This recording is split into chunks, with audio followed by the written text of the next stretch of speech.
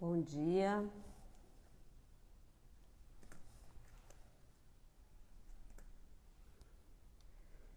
Bom dia. Vamos esperar aqui. Vamos ver se o Pedro já chegou. Mando ele aqui online. Bom dia, Guilherme, pessoal da Pulso.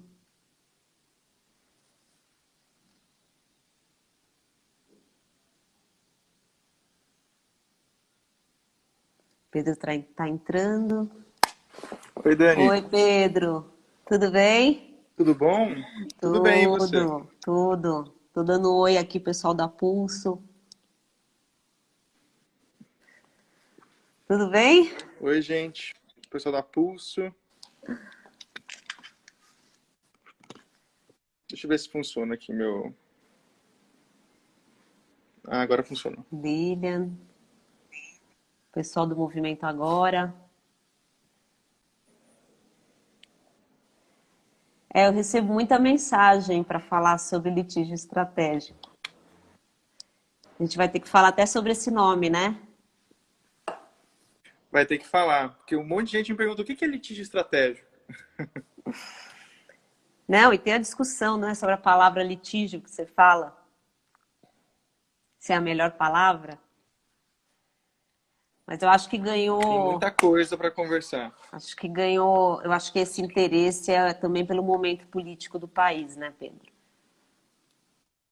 Ah, não tenho dúvida, né? Com o protagonismo do judiciário, em muitos temas, inclusive temas relacionados ao legislativo e executivo, a gente entender como dialogar e como participar das instâncias do sistema de justiça é super importante. É. Não, e é uma alternativa, né? Quando a gente tem uma resistência no âmbito do executivo, tem gente entrando. Daqui a pouco a gente se apresenta, deixa o pessoal entrar, Camila.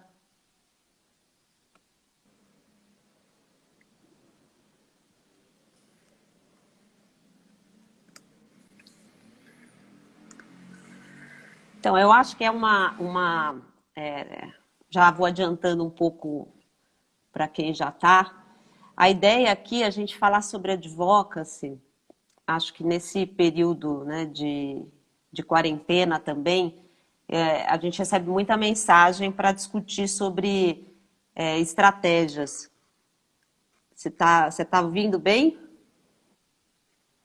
Estou ouvindo. Então, eu e o Pedro, a gente já se conhece há bastante tempo. O Pedro está no Alana, né, coordenador de advocacy do Alana, advogado também. Estamos juntos no Advocacy Hub. E o intuito aqui, Pedro, é falar um pouco na prática, né, sobre advocacy. Então, a minha ideia é trazer, a gente falar sobre conceito, ferramenta, né? Então, acho que a gente não vai ter Uhum. como fugir de falar sobre litígio estratégico e ações jurídicas, mas onde eles estão inseridos dentro de uma estratégia mais ampla, né? Você fala super bem também sobre isso. E é interessante também a gente dar essa visão mais global, né, conceitual, falar sobre essas estratégias. Eu também, às vezes, vou chamar movimentos para um pouco saber quais são os desafios, né, na atuação mais prática. E cases. E eu acho que aqui também você poderia falar de alguns cases. Eu acho que você tem um conhecimento de ações internacionais e nacionais que deram certo, né, e que podem servir de exemplo e de ideias. Eu acho que o nosso público aqui é bem o público que está com a gente também no Hub, que está interessado nessas ferramentas. Então, Uhum. acho que a gente podia contribuir dando essa visão no macro, né? Do que é importante a gente realmente ter um planejamento mais amplo, né? E algumas dessas ferramentas, né, que a gente precisa desenvolver hoje em dia. Então, eu ia começar se falando sobre isso, né, de o que é essa palavra. Eu escolhi esse tema porque as pessoas me perguntam muito. né? Recebo muita mensagem para falar das ferramentas, e litígio estratégico é uma pergunta que é recorrente, né? É uma alternativa como estratégia, né, para quando a incidência política ela está realmente limitada, né, num ambiente mais com menos diálogo, né? Quais são as vantagens e quais são as desvantagens, né? Porque também leva tempo, né? Então, fala um pouquinho como é que você enxerga, né, dentro de um plano, o litígio estratégico hoje no Brasil. Olha, primeiro ressaltar que, primeiro agradecer o convite, né, Dani, para a gente conversar hoje, e ressaltar que dentro de um plano de advocacy, ou seja, de incidência política ou de defesa de uma causa no ambiente ou no espaço público, a gente tem que pensar sempre quais são os espaços de interlocução para a gente realizar o diálogo ou a incidência nesses espaços institucionais de tomada de decisão. E normalmente, quando a gente pensa isso, a gente sempre pensa executivo e legislativo. Tradicionalmente, legislativo lobby e executivo diálogo com os gestores públicos nesse ciclo de políticas públicas, né? E a gente sempre esquece o sistema de justiça. E quando eu falo de sistema de justiça, eu estou falando de judiciário, que é a magistratura, promotoria, defensoria pública e todos os espaços que compõem esse sistema de justiça responsável pelo poder judiciário, né? E a gente esquece, não por outro motivo, senão a falta de tradição e cultura de participação desses espaços. Tanto nosso, porque a gente não conhece esse sistema, que é um sistema muito fechado, se a gente for pensar, até a capacidade para participar desse sistema, se você precisa ser advogado ou algum outro tipo de agente do próprio sistema, mas também porque o próprio poder judiciário, ele é muito mais fechado do que os outros poderes, do que o legislativo e do que o executivo. Então esse é o primeiro diagnóstico, por isso que a gente tem tanta dúvida e tanto até mesmo interesse para entender como atuar também nesse espaço. Que, como a gente conversou no começo, é um espaço que já ganhou, ou que tem ganhado, uma proeminência muito grande em função das disputas entre executivo e legislativo, e o judiciário acaba sendo esse espaço de dar uma palavra final dessa disputa ou iniciar outras, né? Como a gente sabe bem nessa relação do judiciário com o legislativo. Então, o primeiro ponto de diagnóstico, acho que é esse. E é importante a gente entender isso, porque como um poder do Estado, nós temos não só o direito, mas também o dever de participar desse espaço do Estado, porque temos um direito constitucional de participação e advocacy, para além de uma tarefa de incidência política, é um direito de participação previsto na Constituição. Nós temos o direito de participar das instâncias onde se tomam as decisões relativas ao Estado e à agenda pública. E uma dessas instâncias é o próprio Poder Judiciário. Então a gente tem espaço e deve ocupar cada vez mais esse espaço de participação no Poder Judiciário. Porque a gente sempre fala isso, né, Dani? A gente sempre discute como é importante entender que, para além de uma crise de representatividade, e aqui tem o Agora, que acabou de tá nos assistindo aqui, e trabalha com essa questão da crise de representatividade, de colocar gestores públicos qualificados, nós temos uma outra crise, e que o Advocacy fala sobre isso, que é a crise de participação. Nós precisamos qualificar a nossa participação social nos espaços institucionais do Estado. E para isso, o Advocacy é uma excelente ferramenta, ou na verdade, o Advocacy reúne várias ferramentas para essa participação. E uma dessas ferramentas é o litígio estratégico, que é a conversa de hoje. Então eu fiz essa breve contextualização para a gente entender onde que a gente utiliza e por que a gente está falando de litígio estratégico. Então eu vou aproveitar e vamos no início, né? Quando que se deve usar? A gente está falando, e aí acho que é isso que você disse sobre... Advocacy é uma estratégia, né? Eu faço uma divisão, eu sei que às vezes parece simplista, mas a sociedade civil, de certa forma, ela participa, e ela tem que participar, né? Mas a gente está vendo esse movimento no Brasil, já existe, mas a importância da gente participar de forma também organizada, planejada. Então, para mim, existem dois tipos de atuação, né? A atuação direta, que muitas vezes é importante, né? Principalmente nas ações mais emergenciais, e as ações de advocacy. Para mim, a maior parte das organizações que tentam trazer mudanças, né? Então, a gente está falando de transformação social, você também fala disso, né?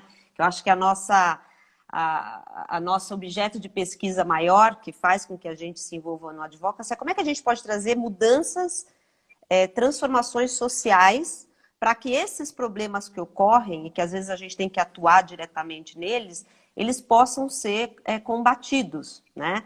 Então, uma das coisas é a gente tentar atuar nas causas dos problemas, né? E aí o advocacy, para mim, pelo menos, é uma estratégia para trazer essas mudanças, que sejam mudanças comportamentais, sejam mudanças políticas, sejam mudanças sistêmicas. Então, se o advocacy é uma estratégia, você fala muito que a gente tem que ter muito claro qual mudança a gente quer fazer e entender, descer, por que esses problemas acontecem. E só daí a gente vai olhar e vai falar quais são as estratégias, as ações que a gente vai utilizar. Vale a pena ir pelo litígio estratégico judiciário, né? É lobby, é comunicação, às vezes uma mudança comportamental, que são as mais difíceis, né? Acho que por trás de qualquer mudança está a cultura, né? Ela tem um poder, né, de também perpetuar uma mudança, mas você vai escolher a partir do que você quer fazer. Então, dentro desse contexto, como que você sugere que se avalie de que o litígio estratégico é uma ação necessária para tal causa? Eu sempre você fala muito que o objetivo tem que estar claro primeiro antes de escolher, né? E saber quais são as alternativas, porque da mesma forma que o litígio estratégico, a gente tem que se aproximar do judiciário, eu acho que a gente usa pouco, né? Também tem caminhos que provavelmente são mais lentos, né? Ou como também a gente pode pensar em estratégias que se adequem melhor ao objetivo que se quer. Como é que você constrói isso quando você pensa na ação que você vai fazer?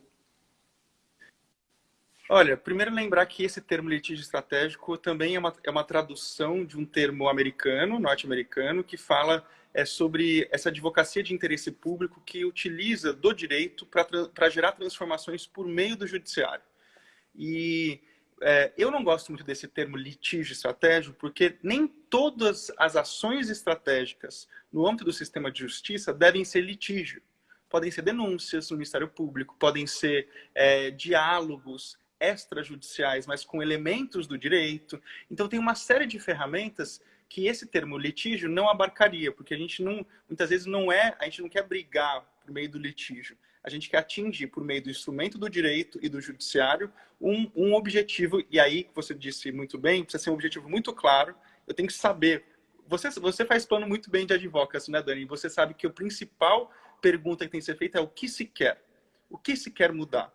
Não só no âmbito mais global da estratégia, que é uma mudança social, uma mudança de comportamento, mas também o que se quer mudar da política pública, porque a gente sabe que demandas estruturais demandam mudanças estruturais. E as mudanças estruturais no estado atual das coisas passam necessariamente pelo Estado. Nós temos uma complexidade social muito grande e a modificação de políticas públicas institucionais ou de políticas regulatórias ou do funcionamento do Estado é fundamental para a gente ter o que a gente quer e a gente sempre sonha que é uma mudança sistêmica, né? Que é uma mudança que realmente movimente as estruturas da nossa sociedade com o objetivo de transformação social. Então, pensando nesse sentido, como que a gente olha, então, para o sistema de justiça como um espaço de articulação? Refletindo quais são as oportunidades que o judiciário ou outras instituições apresentam. E para isso, primeiro, a gente precisa entender qual é a competência de cada uma dessas instituições. E no sistema de justiça, cada um tem uma competência específica. Por exemplo, Ministério Público Federal, Defensoria Pública, a magistratura, os PROCONs. Então, cada um essas instâncias, que inclusive o PROCON é do executivo, mas tem uma lógica de justiça, de funcionamento de um elemento de justiça. Então, a atuação como advogado também é importante ter isso na cabeça. Então, entender primeiro quais são as competências, quais são os órgãos, quais são as competências e quais são as ferramentas dentro do direito que eu posso utilizar para essa transformação social. Por exemplo, uma denúncia no Ministério Público.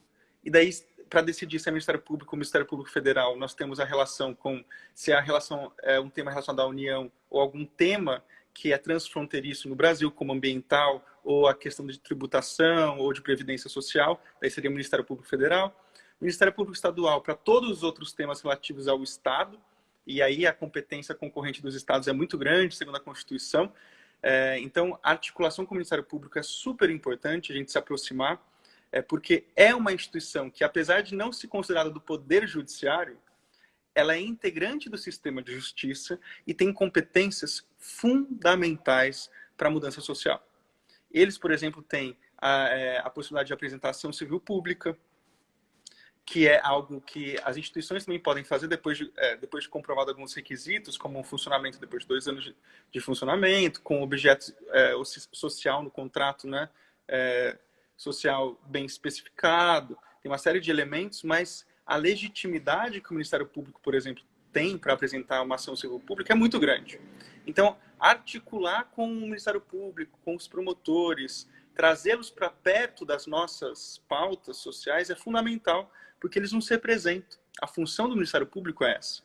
Mas também, caso a gente já tenha maturidade organizacional, ou até mesmo de visão de transformação, eu posso apresentar uma ação no sistema, no judiciário. Mas para fazer isso, e aqui é muito importante, porque nossos temas são temas relacionados muitas vezes a direitos humanos, a causas sociais que são muito sensíveis. Uhum. Então tem que ter uma reflexão muito, muito profunda e muito séria sobre os impactos dessa ação. Não só os impactos dessa ação para a causa, porque às vezes a gente faz uma ação achando que vai ser positiva e o efeito disso traz consequências danosas, inclusive para o debate público. Porque se eu gero uma jurisprudência negativa, por exemplo, o que é jurisprudência? Se eu gero um resultado, uma decisão negativa, isso não impacta só a mim, que apresentou a ação. Impacta toda a causa. E mudar a jurisprudência no sistema de justiça, como você bem sabe, como advogado também, é desafiador. Então, para além disso, muitas vezes a forma que a gente escolhe as causas sociais para levar para o sistema de justiça tem que ter uma responsabilidade com as histórias de indivíduos que são relacionados a essas causas. O litígio estratégico é um litígio muito utilizado nas cortes internacionais de direitos humanos, como, por exemplo, a Corte Interamericana de Direitos Humanos, a Corte Europeia, a Corte Africana. E esses litígios, muitas vezes, nascem de indivíduos que tiveram seus direitos violados. Como, por exemplo, um que é muito famoso no Brasil, mas pouca gente conhece, que é a Lei Maria da Penha. Eu não sei se vocês sabem, mas a Lei Maria da Penha nasceu de um litígio estratégico construído na Comissão Interamericana de Direitos Humanos, que é um órgão de direitos humanos da OEA, Organização dos Estados Americanos. E depois da Maria da Penha, que é uma mulher que realmente existe, que sofreu uma violência muito grave do marido no ambiente doméstico, depois da justiça brasileira falhar em reconhecer essa violação e demandar tanto sanções, né, ao marido, mas também danos morais a ela, foi construída uma estratégia para levar esse caso para a Comissão Interamericana de Direitos Humanos. E esse litígio ganhou o rosto e o nome da Maria da Penha. E é muito sensível, porque nem sempre as vítimas de violações de direitos humanos querem virar bandeiras de causas. Uhum, uhum. Então, a gente ter o cuidado de entender essas complexidades, essas sensibilidades para o desenvolvimento de um litígio estratégico é essencial. Uhum. A gente precisa, porque é um instrumento muito potente, mas ao mesmo tempo muito sensível, porque ele se arrasta no tempo e ele tem uma possibilidade de ter efeitos graves para a vítima ou para a pessoa e para as pessoas envolvidas no litígio muito grande. Fora o custo disso, o custo de levar isso para o judiciário, para cortes superiores como o STJ e o STF, ou para cortes internacionais. Então, realmente, o uso do litígio ele é muito potente, mas tem que ser olhado com muito cuidado, até porque muitas das ações relacionadas ao litígio estratégico são atribuições exclusivas de um advogado ou de uma advogada.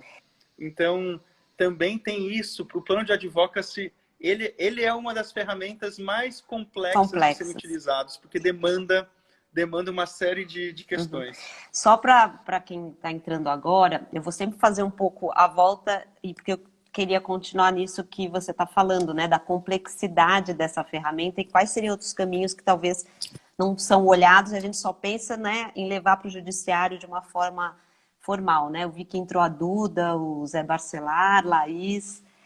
Bom, a gente está falando, gente, de uma ação, né? O advocacy é uma estratégia maior para trazer mudanças e em algumas causas e você escolhe quais seriam as ações, né? As melhores ferramentas, né? Ações para que a gente traga essa mudança que pode ser política, comportamental, sistêmica.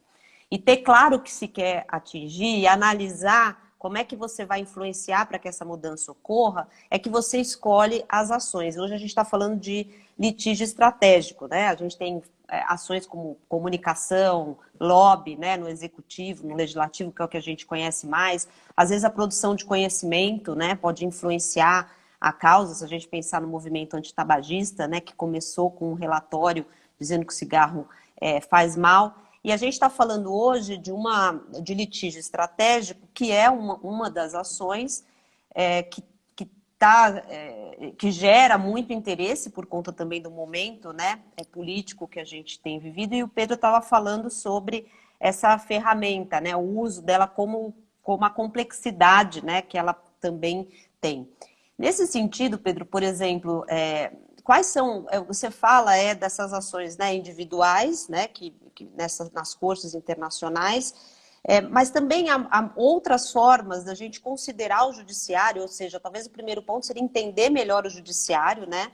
A gente sabe que isso às vezes precisa de um advogado, né, para entender esses meandros, mas como é que a gente pode aproximar mais essas ferramentas que podem ser, como você falou, que pode ser conscientização do judiciário. Na época que eu trabalhei na Fundação Abrinq, a gente falava muito que desde conscientizar o judiciário sobre não falar menor, né? E toda uma discussão que a Andi tinha sobre a nomenclatura e também, né, o ECA, né? Falar sobre isso no sistema de justiça, né? Que muitas vezes passava por conscientização, né? A gente acha que o judiciário está muito fora, né, da proximidade com a sociedade. Então, que ações a gente pode fazer? Também tem coalizões que podem entrar com algumas ações que são mais públicas, né? O que você, além dessas ferramentas, você acha que pode estar no radar da sociedade civil, né? Além de estudar um pouco sobre esse próprio sistema, né? Que às vezes é tão complexo e fica no mundo dos advogados, né? Olha, sem dúvida, Dani, por isso que litígio estratégico não seria o melhor termo, mas sim ações estratégicas no sistema de justiça. Talvez essa caixa de ferramenta que a gente tem que pensar para além do litígio, né? Para além da proposição de uma ação ou de pensar numa briga, né? Nessa lógica adversarial que muito existe, né, dentro do sistema de justiça. E talvez você possa ganhar mais escala também, né? Quando você sensibiliza, né, juízes, e você pode sensibilizar para a tomada de decisão também em ações, não? Sem dúvida. Mas assim, o advocacy, na perspectiva que a gente pensa advocacy, tem que ser sempre práticas transparentes. Práticas que promovam a qualificação do debate público e a democracia em última instância. E por que eu falo isso? Porque a lógica de conscientizar ou sensibilizar juízes, promotores, é uma lógica que é utilizada há muito tempo, inclusive por grandes empresas. A gente tem os famosos eventos na Costa do Sauípe, de grandes empresas de várias áreas, medicamentos, aviação, etc., que levam esses operadores do sistema, os profissionais do sistema, para conscientizá-los sobre alguns temas. Mas isso é importante a gente ter consciência que é uma prática que já se utiliza há muito tempo, para transformar e dar transparência a essa prática. Então, o advocacy, nós que atuamos no advocacy, temos o dever de não só atuar pela nossa causa, mas qualificar o espaço público. E como que a gente faz isso? De maneira transparente, fazendo convênios oficiais, estabelecendo parcerias com as escolas de formação, estabelecendo parcerias públicas, debates públicos, seminários públicos, para chamar todos os atores interessados naquele debate e que a gente possa qualificar esse debate. Porque mais do que realizar a mudança especificamente, é importante, para uma mudança sistêmica, envolver diversos atores, porque daí você dá sustentabilidade para essa mudança. Uhum. Porque o judiciário também, ou o sistema de justiça, tem uma troca muito grande de pessoas, né? O mesmo juiz está numa comarca, não vai ser o mesmo juiz que vai ficar nos próximos meses nessa comarca. Então, para realmente gerar uma mudança sistêmica, é importante sempre envolver diversos atores desse sistema e dar transparência para isso. Como fazer isso? Envolvendo as escolas, toda a instituição do sistema de justiça tem uma escola, a escola da magistratura, dos ministérios públicos, das defensorias, trazer os temas para as universidades, para as faculdades de direito. Por exemplo, eu atuo no Alana, que é uma organização que defende os direitos de crianças e adolescentes. A maioria dos profissionais do direito não tiveram aula sobre Estatuto da Criança e Adolescente, que é a lei fundante desse tema. Então, uma das nossas atuações é levar esse tema para as universidades, lutar para que haja um conteúdo obrigatório de ECA para os profissionais do direito, para que eles não saiam tão crus da faculdade e não consigam depois estabelecer o ECA nas suas práticas profissionais, porque é um conteúdo difícil, que exige complexidade de pensamento, porque não é só sobre direito, enfim. Uma das formas de se aproximar desse público é na sua formação.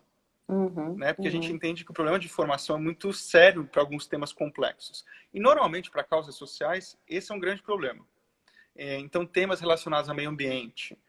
Nós, do direito, não tivemos aula sobre conteúdo de meio ambiente, sobre direito da criança, sobre qualquer outro tema que se possa defender. A gente teve até gente algumas faculdades de direitos humanos, né? Mas não entrando em temas específicos, né? Porque é isso que você falou, o advocacy ele precisa dialogar com pesquisa e produção de conteúdo. Porque o que embasa uma estratégia de advocacy é o diagnóstico, é entender como as coisas funcionam de verdade. Então, para fazer advocacy, eu preciso sempre pensar na produção de conteúdo qualificado, na pesquisa, fazer parcerias com academia, com produção de conhecimento qualificado científico, para que eu possa apresentar para os tomadores de decisão quais são as alternativas possíveis, inclusive no próprio judiciário. E uma forma de fazer isso é a gente levar por meio do amicus curiae. O que é o amicus curiae? O amicus curiae é uma figura super interessante, pouco utilizada.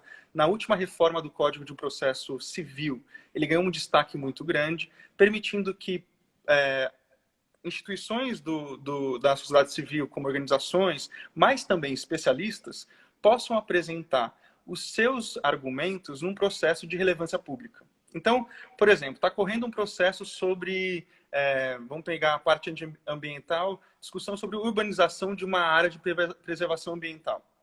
Isso tem relevância pública, isso tem uma série de reverberações na comunidade local e também no ecossistema mais amplo.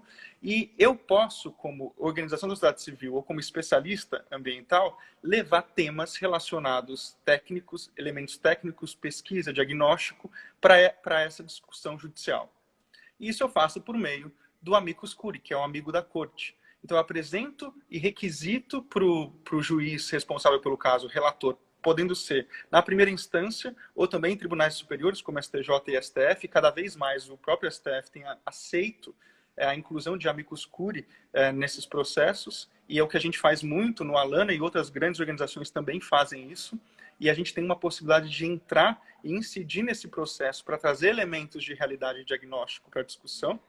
E isso a gente faz com o objetivo de iluminar a discussão, e, ao mesmo tempo, trazer elementos que, muitas vezes, o juiz e as partes não têm condições de produzir ou de trazer.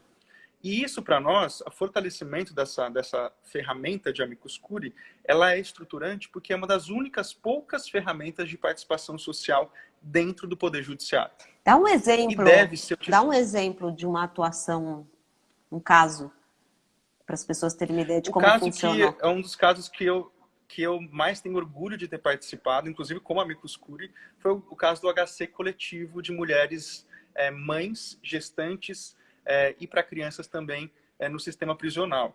Em 2018, após a reforma do ECA por meio do Marco Legal da Primeira Infância, foi possibilitado que mulheres gestantes ou com filhos até 12 anos de idade tivessem a prisão provisória transformada em prisão domiciliar. E isso possibilitou, essa reforma do Código de Processo Penal, na verdade no artigo 318, possibilitou uma transformação completa de como a gente olha para as mulheres encarceradas e também para os seus filhos. Porque, apesar dessa mudança legal, não havia aplicação por parte dos magistrados, então o CADU, que é o Coletivo de Advocacia de Direitos Humanos, levou esse caso para o STF. Nós, do Alana, representando as crianças, que até então eram 2.000 crianças presas junto com suas mães, o que é inadmissível se a gente pensar qualquer lógica democrática de direitos humanos, tem uma criança dentro de um presídio, e a gente, para iluminar os aspectos do impacto desse aprisionamento de crianças no desenvolvimento infantil, a gente levou como amicus curiae, como amigo da corte, elementos de desenvolvimento infantil, do impacto disso no desenvolvimento cerebral das crianças aprisionadas, toda a pesquisa sobre neurociência e estresse tóxico. E essa participação foi tão relevante para o tomador de decisão, no caso o ministro Lewandowski, que nós fomos inclusive citados na decisão e tivemos a possibilidade de estender o pedido inicial, que era específico para as mulheres no sistema prisional, para as adolescentes no sistema socioeducativo. Nossa. E a gente conseguiu essa extensão. E, para além disso, a discussão para além de crianças com até 12 anos de idade, mães de pessoas com deficiência.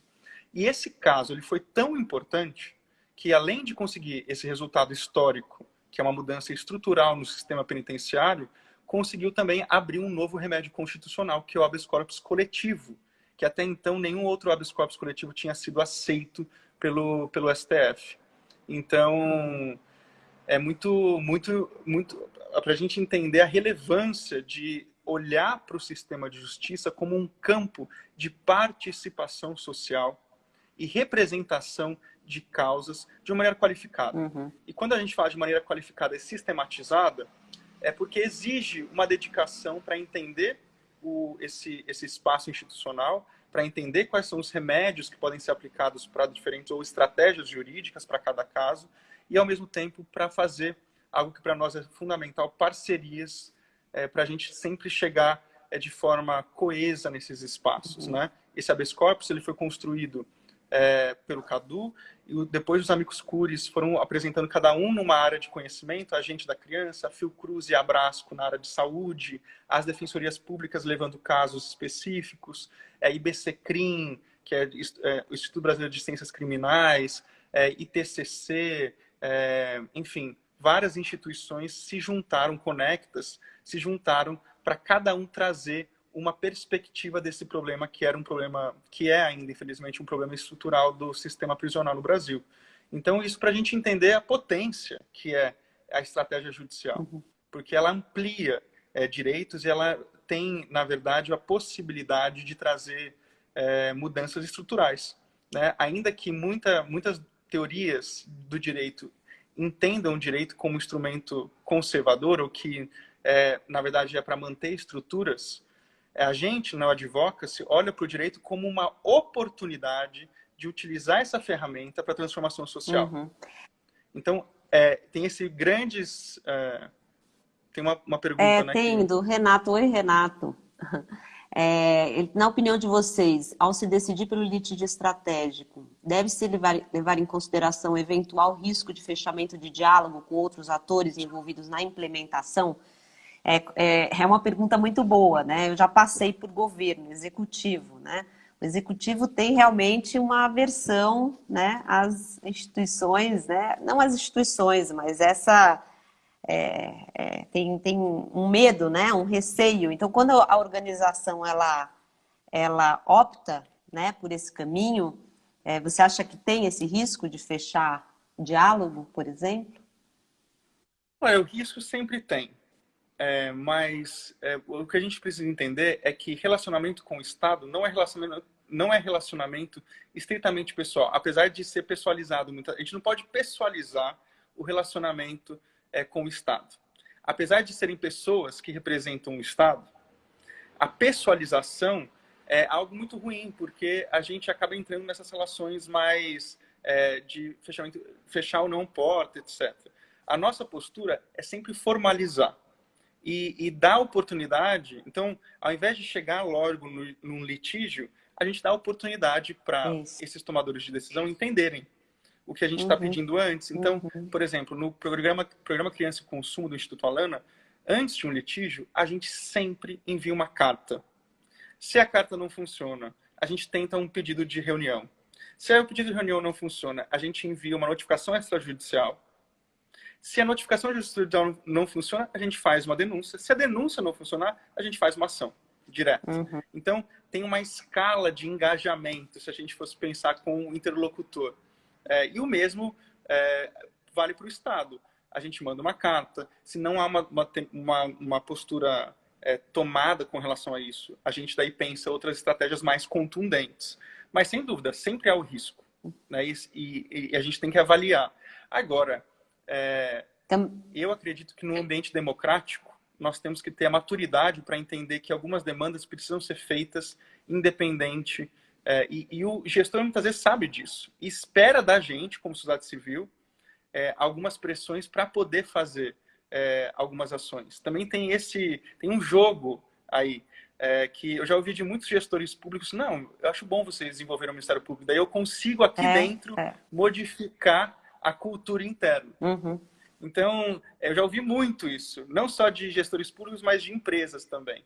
Então, isso, encontrar essas pontes, mas ao mesmo tempo ter disponível ferramentas mais contundentes de pressão. Porque no fim, o que a gente quer mudar é comportamento. E comportamento não só se muda por convencimento. Às vezes, especialmente numa disputa de interesse, e advocacy, gente, disputa, e a gente precisa entender isso, que a advocacy é entrar na disputa de políticas públicas, de políticas regulatórias. Eu amaria dizer para vocês aqui nessa live que a advocacy executar o diálogo quase helênico, né? Quase da Grécia antiga, de entender como é que a política funciona, quais são as melhores alternativas para o bem coletivo. Eu amaria dizer isso para vocês. E gostaria que assim fosse, né, Dani? Se a gente fosse escolher, seria ótimo falar isso. Mas do jeito que nós temos as instituições que nós temos e o desenho institucional e tantos problemas de disputa de interesse que nós temos, muito calcado no patrimonialismo histórico que nós temos no Brasil, nas origens colonialistas que ainda estão presentes nas instituições, a questão da escravidão, que marginalizou um grupo social inteiro da população negra no Brasil, não é o caso de falar de um ambiente dialógico movido por uma racionalidade. O que nós temos no Brasil são instituições movidas por interesses. Interesses calcados ou baseados em grupos de interesse que se transformam em grupos de pressão.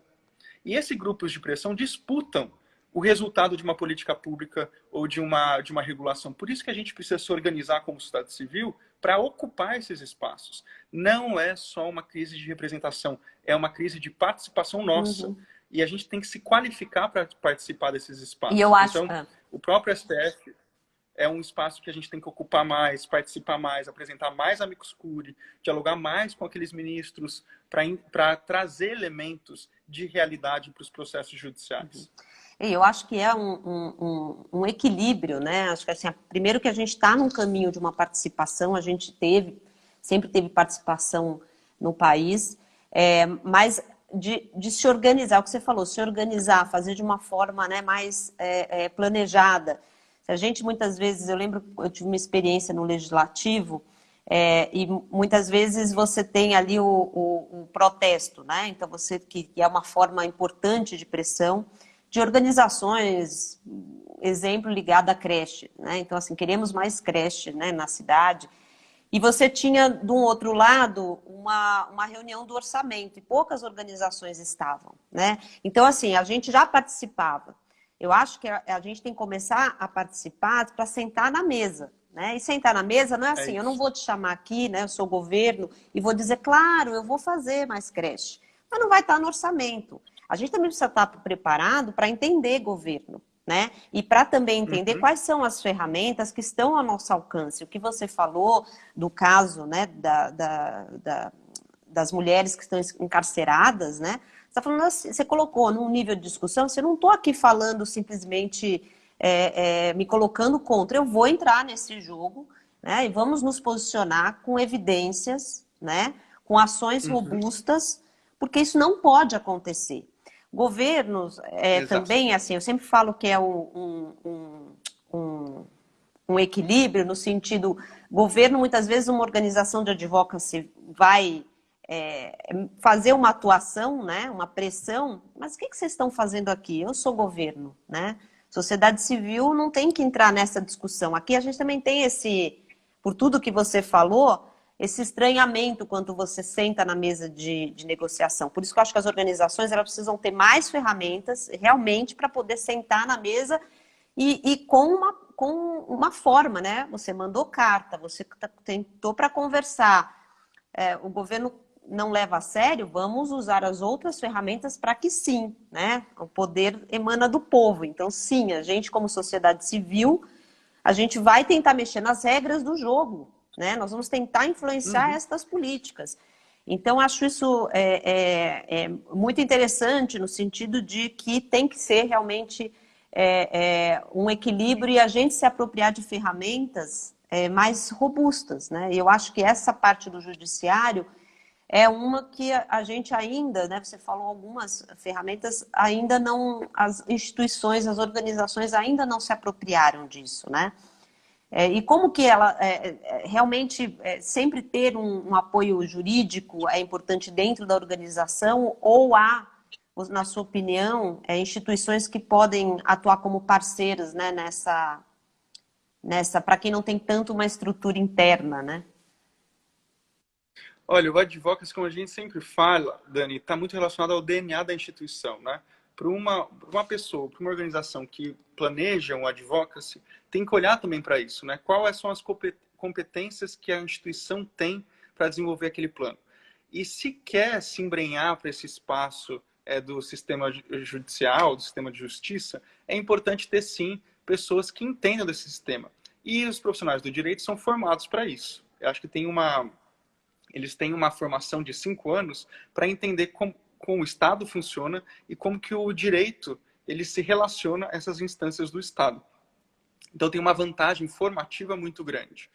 Agora, há instituições e cada vez mais escritórios de advocacia grandes têm buscado parceria com organizações do terceiro setor para realizar esse trabalho de representação de interesses dentro do sistema de justiça, como, por exemplo, o Pro Bono. O Pro Bono é uma instituição que já há muito tempo atua relacionado a demandas muito mais jurídicas tradicionais, como organização, mas agora tem pensado formas de entrar na discussão mais de causas.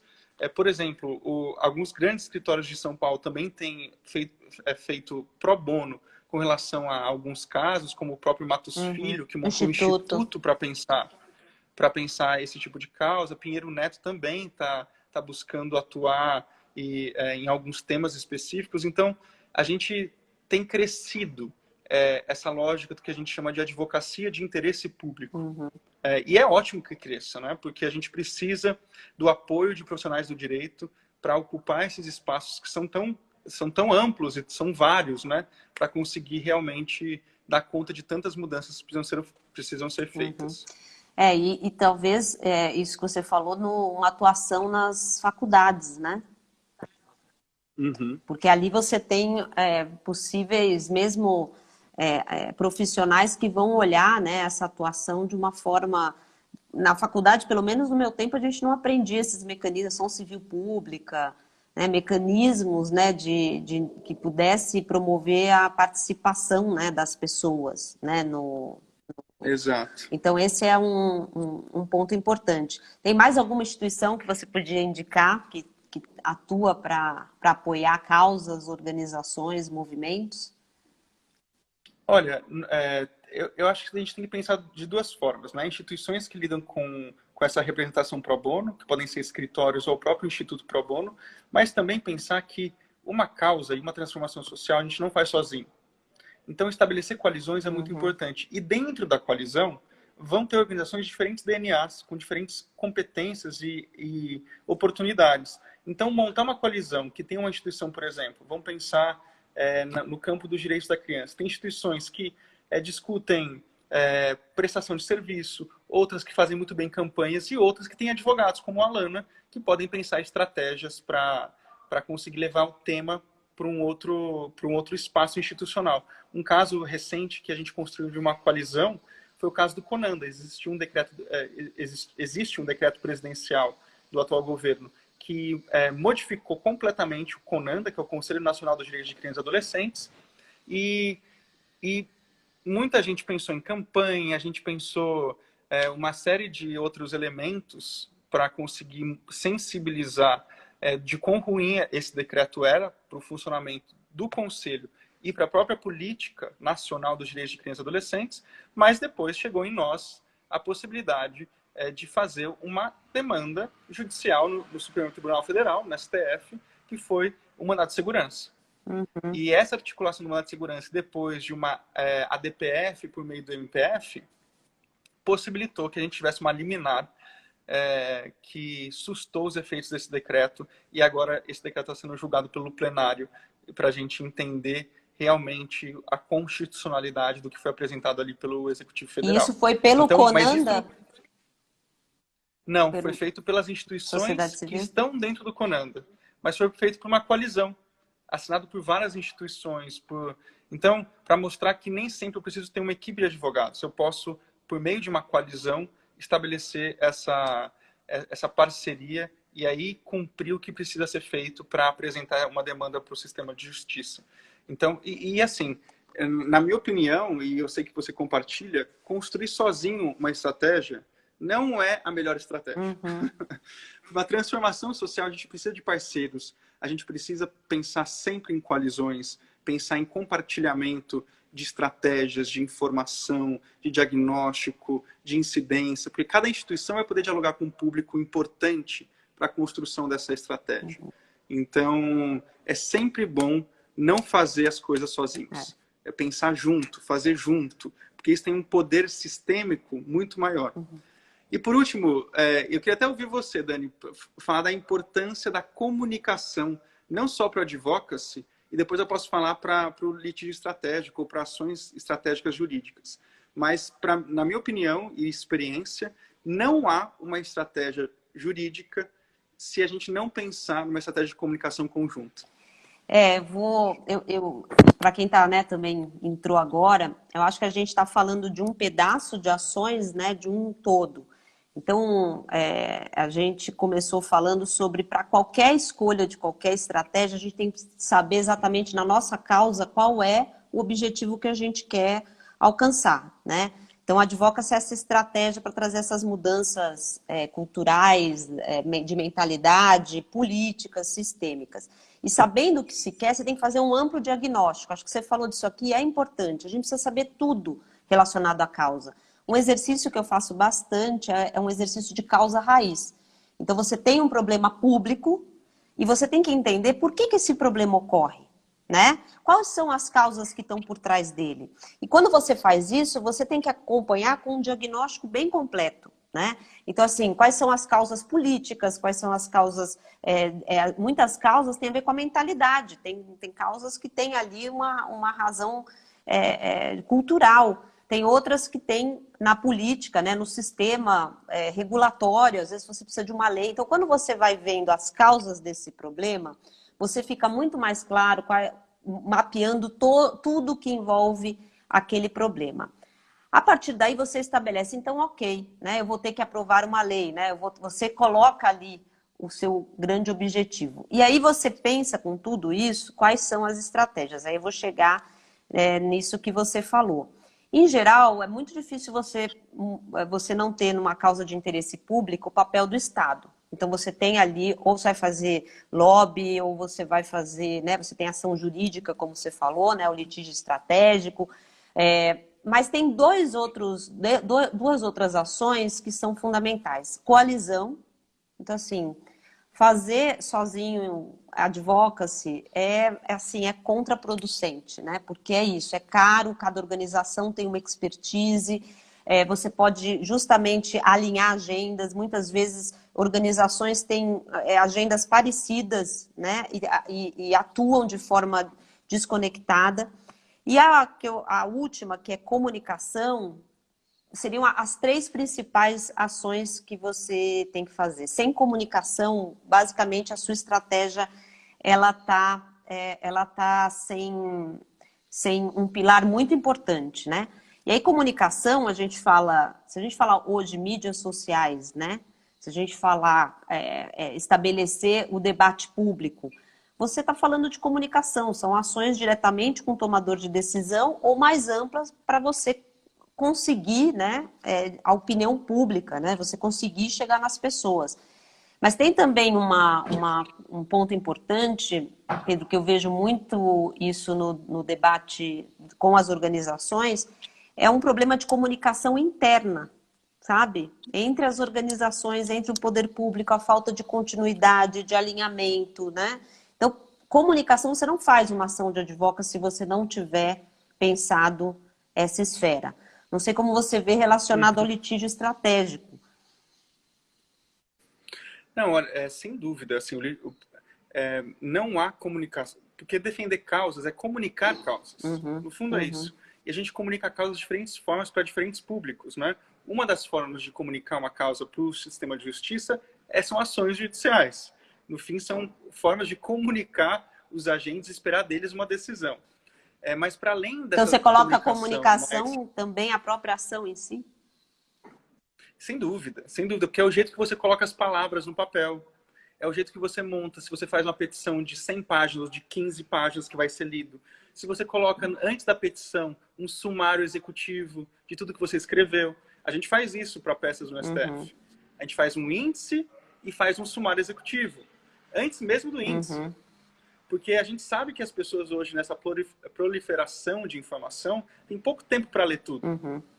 E ainda que é muito importante estar tudo ali presente e colocar uma série. Então, é também esse tipo de comunicação que a gente está falando, né? De pensar estrategicamente como que eu empacoto o que eu quero levar para os interlocutores.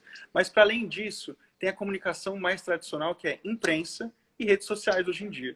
É fundamental que na estratégia de advocacy a gente possa ter um relacionamento constante com a imprensa, e isso estabelecendo laços de confiança para ser fontes confiáveis para temas importantes, e para que nessa ação que a gente está construindo possa ter elementos de diálogo com a sociedade, para que eu possa incluir a sociedade nessa ação judicial.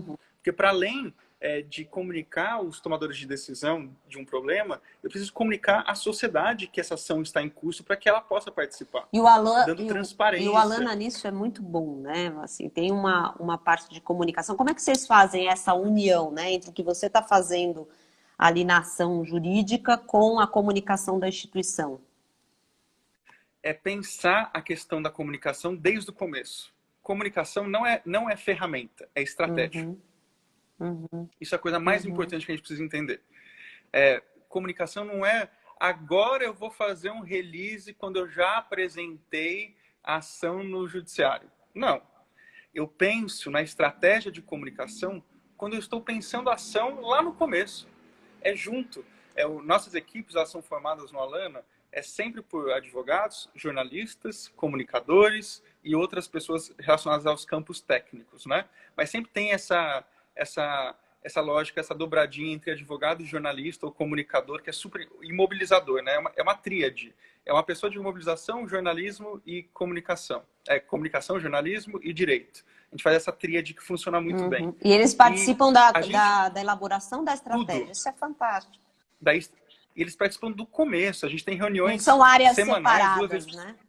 Imagina, não. É a equipe do programa pensando conjuntamente todos os aspectos da estratégia de uma ação. Isso é fundamental para que a gente possa... Tem jornalistas agradecendo aqui. Que alegria ouvir isso. Mas é isso mesmo. Não é ferramental. É estratégia. A gente tem que pensar a comunicação como estratégia da ação de transformação. E é isso que a gente busca fazer. E por isso que tem dado certo em tantos temas, né? No caso do HC Coletivo, por exemplo, a gente fez um alinhamento entre todas as assessorias das organizações presentes e dividiu os campos de atuação. Por exemplo, o pessoal do CADU ficou responsável pelos grandes jornais de articulação política. E a gente ficou responsável por falar com Crescer, como a gente falava sobre criança, a gente queria levar o tema de outro jeito.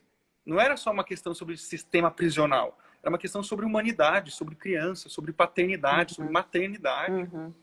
Então, a gente buscou outros veículos e a nossa estratégia foi pensada para conversar com outro público, que inclusive serviu para encaixar a discussão no debate público de outra forma. Eu lembro que durante a época, pouco se falou do sistema prisional, dos crimes, vocês querem soltar bandido. Isso não foi feito, porque o que estava em discussão era como a gente cuida das nossas crianças. Eu acho que também quando a gente faz o mapeamento de stakeholders, né, a gente também vê ali qual é o público que tem que ser atingido com a comunicação, né? Porque tem ali no público que circunda a causa, a gente pode tanto esclarecer, né, para poder realmente as pessoas entenderem por que aquela ação está sendo feita, mas também a comunicação é usada para a gente também ter atores políticos, né, sensibilizados, que podem ser inclusive os grandes aliados, né, quando a gente vai para uma ação jurídica ou uma incidência mais no legislativo ou no executivo.